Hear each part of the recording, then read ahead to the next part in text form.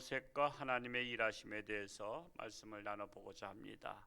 배경 우리 같이 한번 읽어볼까요? 시작.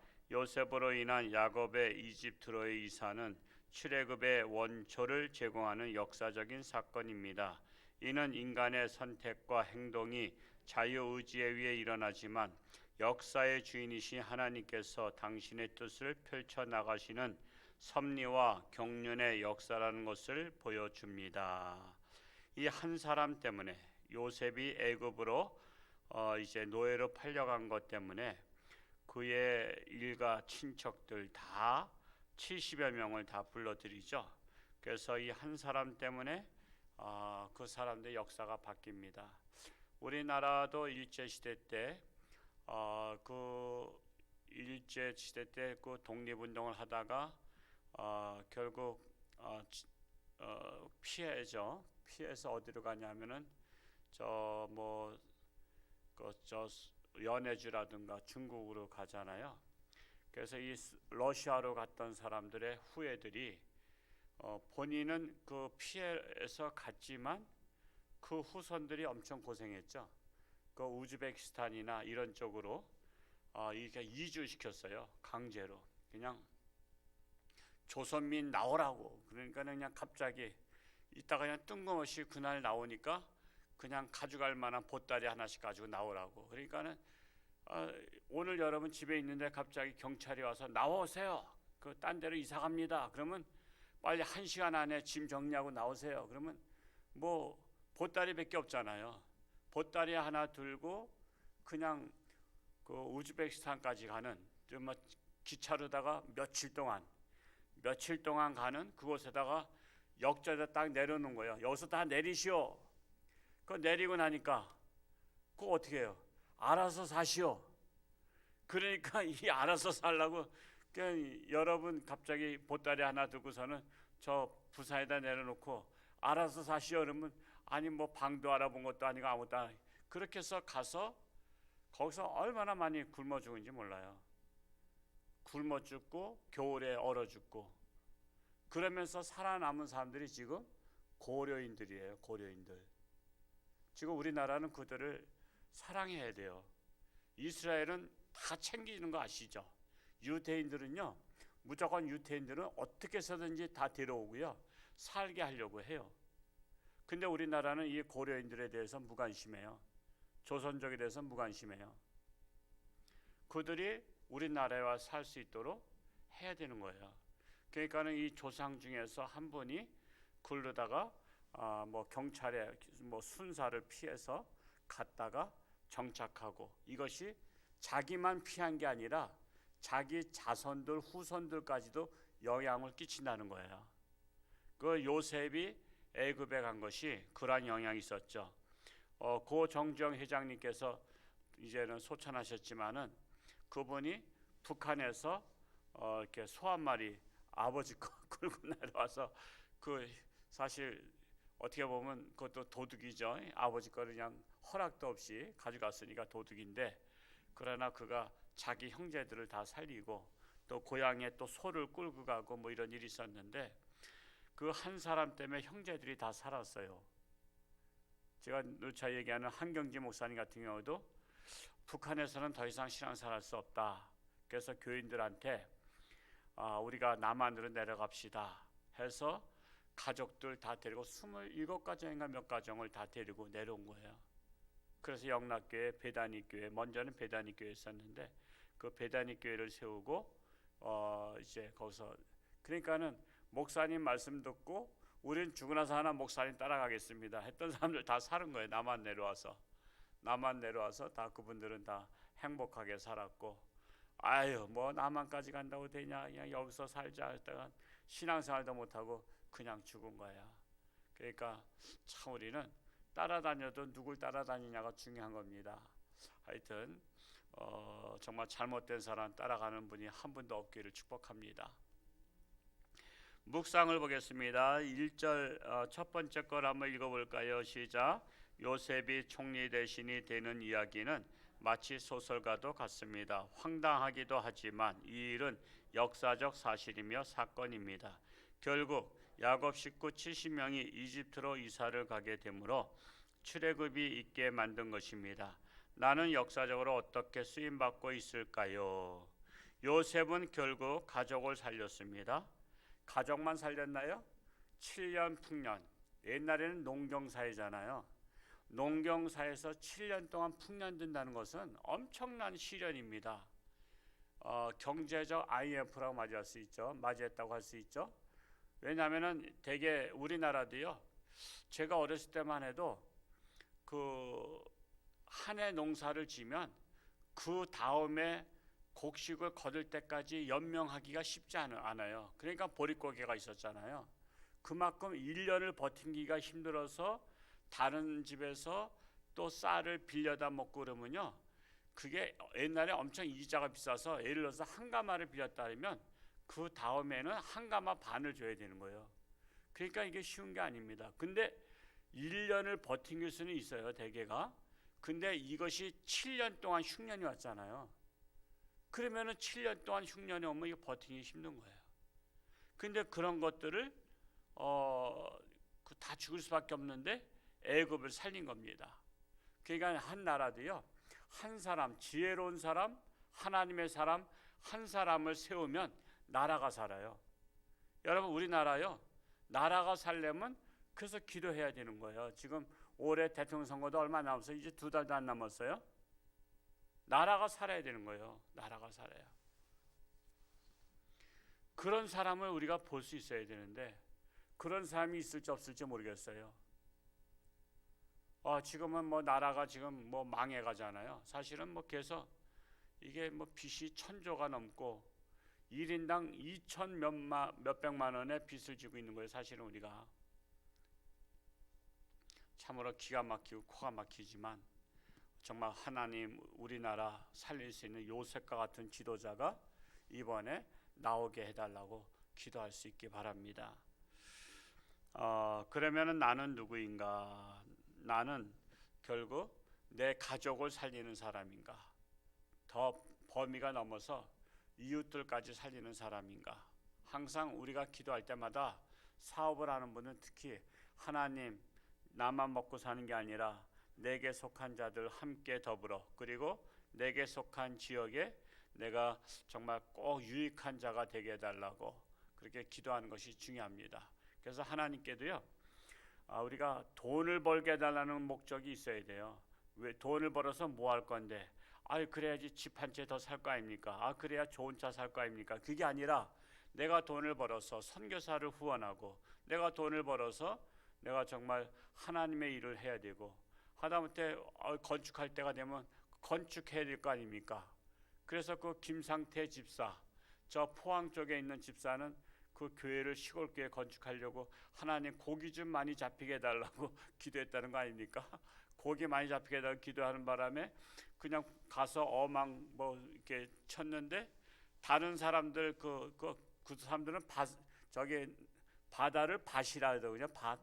밭이라래. 보통 몇만 평씩 밭을 자기가 그 어망을 치는 데가 있더라고.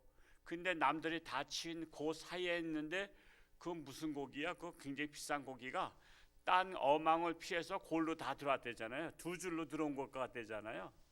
그래가지고 한 번에 몇 억 원어치 잡은 거 아니에요. 여러분 하루 나가서 고기 잡아가지고 몇 억을 잡는 게 쉬운 일이에요? 그래가지고 그 교회를 간단히 졌다는 거 아닙니까?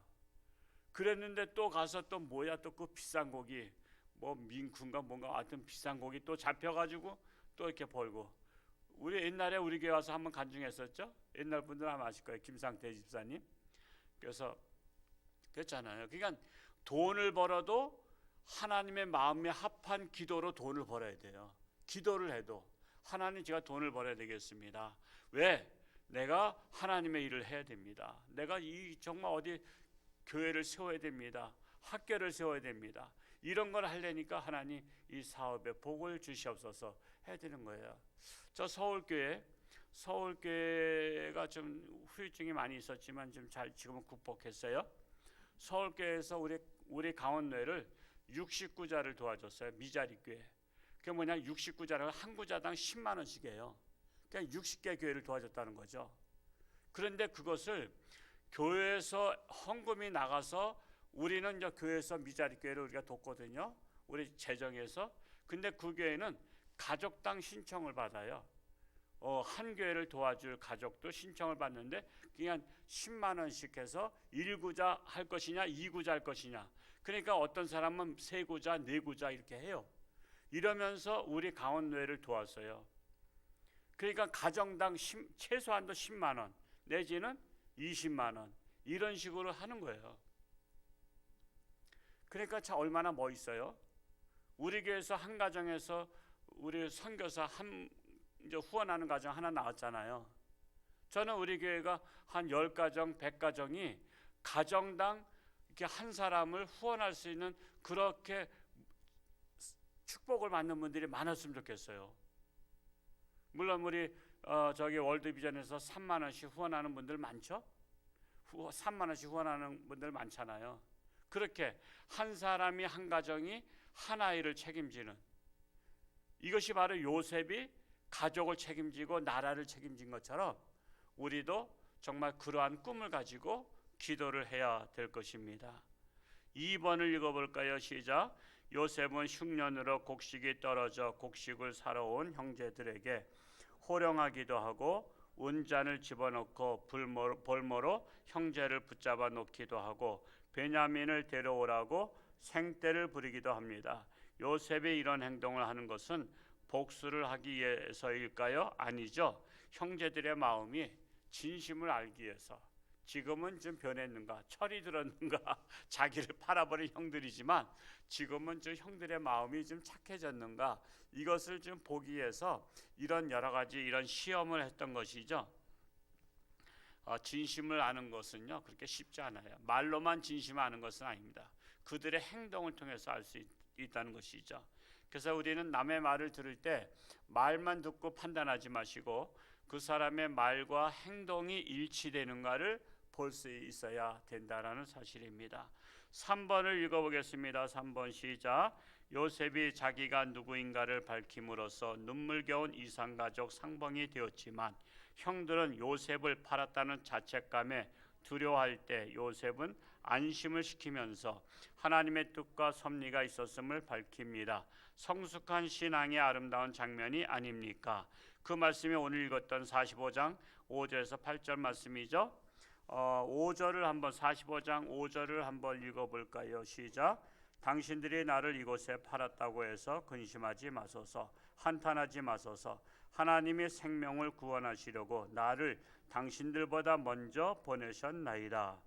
여러분, 자기를 팔았다면요 철천지 원수 아니에요. 아주 이를 부득부득 갈 거 아니에요. 자기가 고생한 거 생각하면. 고생을 얼마나 했어요? 장장 13년이라 그러죠. 13년. 17살쯤에 노예로 팔려가서 30살에 요셉이 총리 등극했잖아요. 그러니까 대략 13년 정도를 생고생한 거예요. 노예로다가. 근데 13년 동안 고생하고도 총리가 됐으니 얼마나 감사해요. 그러니까 이 요셉은 이 로마서 8장 28절에 나오는 말씀과 같이 모든 것이 합력해서 선을 이루었다라고 생각하는 거예요. 이렇게 형님들 나를 팔았지만 그게 합력해서 나로 하여금 이렇게 출세하도록 하셨다라는 것입니다. 욥기 23장 10절에는 그가 나를 단련하신 후에는 내가 정금같이 나오리라. 그래서 우리 단련을 받는 거예요. 사람의 단련, 형제들의 단련. 어떤 사람은 남편한테 단련받아요. 어떤 사람은 부모님한테, 어떤 사람은 형제들한테, 어떤 사람은 자식 때문에 단련을 받아. 근데 그 단련을 받는 것이 합력해서 선을 이루시는 하나님, 그거를 믿는 것이 중요하다는 사실입니다. 한 기절 보겠습니다. 오늘 말씀을 읽으면서 마음에 와 닿는 말씀 한 구절을 적고 되뇌어 봅시다. 저는 45장 5절 말씀을 적었어요. 남들이 나를 배반했다고 슬퍼하거나 노하지 말라. 하나님이 하신 일이다. 정금같이 나오게 하실 일이다 라는 사실입니다. 적용을 보면 말씀을 묵상하면서 나의 삶에 적용할 것과 실제적으로 행동에 옮길 것을 구체적으로 적어봅시다. 나를 비난하거나 반대하는 자, 스파링 파트너로 생각하면 도리어 감사한 일이다라는 것입니다. 참 인생에는 면역성이 생기는 것 같아요. 우리가 지금 코로나로 인해서 우리 면역력을 생기기 위해서 우리가 예방 접종을 하지 않습니까? 그것처럼 이렇게 옛날에 저를 비난하는 사람이 그렇게 비난하고 그래요. 교회에서는 열심히 하는데 밖에서는 비난해요. 심지어 저기 뭐 그냥 팔봉에서까지도 그게 어느 제가 아는 권사님이 그 팔봉에서 어떤 분을 만났더니 이장님을 만났는데 홍천주 함께 얘기하니까 홍천주 함께 그 뭐 목사님을 누가 막 비난하던데 그 나쁜 사람이라 하던데 그래서 그런 얘기를 들려요. 그래서 이게 참 그러니까 낱말은 새가 듣고 반말은 쥐가 들어요. 그런 얘기를 들었을 때 옛날 같으면은 정말 당신이 왜 나를 비난하냐고 말이야. 그것도 믿지 않는 사람한테 팔봉의 이장님한테 뭘 홍천주 함께 자기 목사를 막 비난하고 그러냐고. 이건 싸울 일이잖아요. 근데도 그냥 그렇구나 이렇게 왜 밖에 나가서 이왕이면 믿지 않는 사람들한테 왜 비난할까? 차라리 믿는 사람들한테 비난하면 또 믿는 사람은 또 잘 새겨 듣잖아요. 근데 믿지 않는 사람한테까지도 막 비난하고 다니는 것이 들려와요. 들려오면 어떻게 돼요? 결국에는 그 사람을 믿지 않게 되잖아요. 앞에서는 아무리 저한테 잘해요. 교회 와서는 잘하는데 밖에 나와서는 나를 비난하니까. 그냥 결국은 이 사람은 내 앞에서는 잘하는데 밖에 나가서는 비난하는구나. 어제도 그 신림교회 권사님 오셨습니다만 그분들이 그 팔봉에 땅이 있어서 그쪽에서 뭘 하다가 이장님을 만났더니 내가 우리 홍천주 함께 목사님 잘한다 그랬더니 그 목사님 그 교회 다니는 누가 막 비난하던데 이래서 알게 된 거예요. 그러니까 비밀이란 것은 없어요. 근데 한번 그렇게 비난한다고 소문이 나면 그 마음에 그렇잖아요. 그렇다고 해서 원래는 임금이 없을 때는 임금도 욕한다 그러잖아요. 상감도 욕하는 세상인데 정말 그런 것을 보면서 그런 것들을 받아들일 수 있는 대개 이제 저기 하면 절대로 삼자 대면하자. 어떤 사람들은 억울하면 삼자 대면하자 그래요. 제가 저희 교회 처음 왔을 때 그렇게 있었어요. 막 이렇게 전도사님 그때 나이 연세 많으신 집사람은 이제 서울 직장사라기 때문에 연세 많으신 60대 전도사님을 저희가 청빙했었어요. 그랬더니 밖에 나가서 자꾸만 담임 목사를 욕한다 비난한다 소리가 막 집사님들 통해서 들려요. 그래서 왜 전도사님은 밖에 나가서 신방이나 제대로 하지 왜 나를 비난하랬더니 누가 그랬냐고 삼자대면하자고. 삼자대면하자는 말에 제가 아찔했어요. 삼자대면하면 어떻게 되죠? 서로 이간질이 돼가지고 서로 교회가 그때는 교인도 많지도 않고 20여 명 있을 때인데 그런 바람에 누가 말하면 그냥 삭혀야 되겠구나.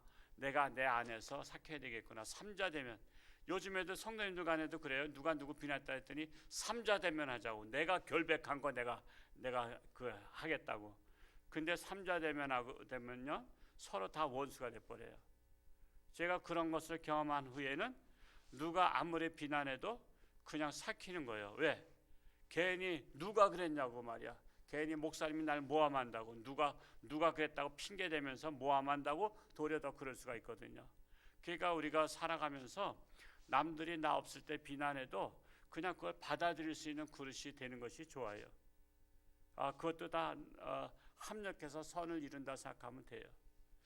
결국은 그런 분들이 우리 교회를 떠나셨지만 그것도 또 감사한 일이에요. 그러니까 지금까지 또 다니시면서 계속 목사를 사방에다 비난하면 참 그거보다도 또 교통정리하게 하시는 하나님. 그래서 우리는 살아가면서 이 요셉이 그게 참 은혜가 되는 거예요. 어떻게 자기를 파는 형제들을 환대하고 같이 살게 해주고 이게 한다는 게 그러니까 악을 선으로 갚은 요셉. 그래서 예수님의 모형이 요셉이라고 하잖아요. 예수님의 모형, 예수님 닮은 성품, 그 요셉을 우리는 모델로 삼아야 될 것입니다. 감사하는 성도는 더욱더 풍성한 삶을 살게 됩니다. 오늘 하루를 돌아보며 한 줄로 감사를 적어봅시다. 오늘 하루는 이제 시작이고, 저는 어제 정말 옛날에 제가 이 전도사로 있었던 신림교회 권사님 가족 또 제자 그 아들은 제가 또 중고등부 전사할 때 제자했었는데 방문을 한 것이 정말 감사하고 30년 넘도록 인연이 맺어지는 분들인데 우리 인생에는 정말 그냥 한 번 만나고 헤어질 사람으로 이제 교제하지 말고 한 번 인연을 맺으면 평생 갈 수 있는 그런 인연이 됐으면 좋겠다 하면서 감사했습니다. 기도, 글로 쓰는 기도는 영원히 보존되는 기도입니다. 한 줄에 마음을 담아 기도를 주님께 올려드립니다. 하나님, 나의 원수를 도리어 감사하는 자가 되고 그들을 위해서 기도하는 자가 되게 하소서라고 기도해 보았습니다. 기도하겠습니다. 사랑하는 아버지 하나님, 오늘 하루도 새날 주시니 감사합니다. 오늘 하루도 하나님과 동행하는 삶이 되게 하시고 어느 곳을 가든지 안전한 길로 지켜주시고 나라가 어렵고 세계가 어렵고 경제가 어렵지만 그런 가운데서도 하나님의 뜻을 따라 살면 하나님께서 요셉을 복을 주신 것처럼 요셉 때문에 가족과 애굽이 복을 받은 것처럼 참으로 우리 모두가 복의 근원이 되게 하여 주옵소서. 저들로 말미암아 저들의 가족이 살 뿐만 아니라 일가 친척도 살고 많은 사람들이 깃들이는 우리 모든 성도들 주인공들이 될 수 있도록 축복하여 주옵소서. 예수님의 이름으로 감사하며 기도하옵나이다. 아멘.